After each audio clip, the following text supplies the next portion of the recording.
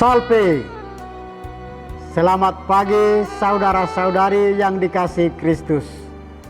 Mari kita mengawali hari baru dengan mendengarkan firman Tuhan yang diambil dari Injil Markus pasal 5 ayat 1 sampai dengan 20. Tuhan bersamamu. Inilah Injil suci menurut Markus. Sekali peristiwa, sampailah Yesus dan murid-muridnya di seberang Danau Galilea, di daerah orang Gerasa.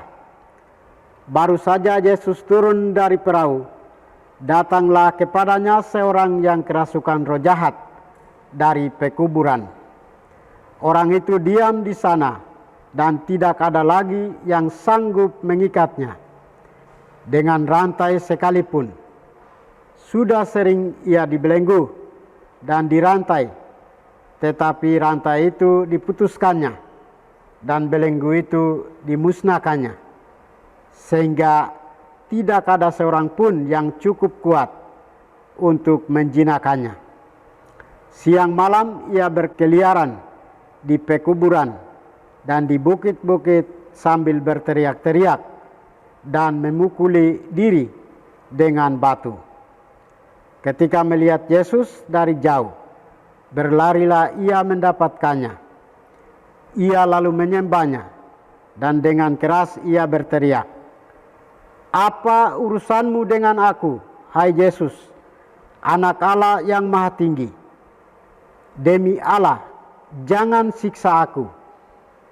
Karena sebelumnya Yesus mengatakan kepadanya, "Hai engkau roh jahat, keluar dari orang ini." Kemudian Yesus bertanya kepada orang itu, "Siapa namamu?" Jawabnya, "Namaku Legion, karena kami banyak." Ia memohon dengan sangat supaya Yesus jangan mengusir roh jahat itu keluar dari daerah itu. Adalah di sana, di lereng bukit, sekawanan babi sedang mencari makan. Lalu roh-roh itu meminta kepada Yesus, katanya, "Suruhlah kami pindah ke dalam babi-babi itu, dan biarkanlah kami memasukinya." Yesus mengabulkan permintaan mereka. Lalu keluarlah roh-roh jahat itu dan memasuki babi-babi itu. Maka kawanan babi yang kira-kira 2.000 jumlahnya itu terjun dari tepi jurang ke dalam danau dan mati lemas di dalamnya. Demikianlah sabda Tuhan. Saudara-saudari yang dikasihi Kristus, tema kita hari ini adalah melawan kuasa setan. Ketika orang yang kerasukan setan itu melihat Yesus, ia lari menemui Yesus, menyembahnya, dan memaklumkan Yesus sebagai anak Allah. Sadar atau tidak, ia telah mewartakan Yesus sebagai anak Allah, memberitakan Yesus yang memiliki kuasa ilahi kepada orang di sekitarnya. Kuasa ilahi itu luar biasa, membuat roh-roh jahat yang merasuki orang itu meskipun begitu perkasa dan menakutkan, menyerah dan tak berdaya.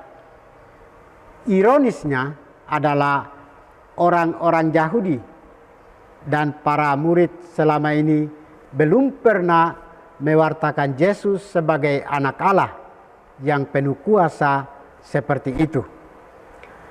Kerajaan Allah hadir untuk mengubah gambaran dan citra Allah yang telah dirusakkan oleh setan agar menjadi murni kembali. Dengan itu, hidup menjadi aman dan damai. Yesus hadir untuk membawa damai dan sejahtera. Ia menyembuhkan yang kerasukan setan dan yang dipengaruhi kegelapan, dan mengantarnya kepada hidup damai sejahtera. Pengalaman disembuhkan dari kuasa setan menjadi sebuah kesaksian dalam hidup. Orang yang disembuhkan menjadi pewarta kabar sukacita kepada orang-orang di sekitarnya. Kasih Yesus mengubah orang yang kerasukan menjadi pewarta kasih Tuhan kepada sesama. Yesus bersabda kepada orang yang telah bebas dari kuasa setan, "Pulanglah ke rumahmu, kepada orang sekampungmu, dan beritahukanlah kepada mereka segala yang telah diperbuat Tuhan atasmu, dan ceritakanlah bagaimana Ia telah mengasihani engkau." Yesus yang mengusir setan dari orang-orang yang kerasukan roh jahat, Ia mau dan memulihkan kembali hubungan yang tidak baik antara kita manusia dengan sesama, dan juga antara kita manusia dengan Tuhan. Kita akan dibebaskan dari kuasa setan asalkan kita membuka diri kepadanya dan membiarkan Dia mengusir setan-setan dari dalam diri kita. Setan-setan itu seperti kebencian, iri hati, ketidakadilan, kesombongan, dan sejenisnya.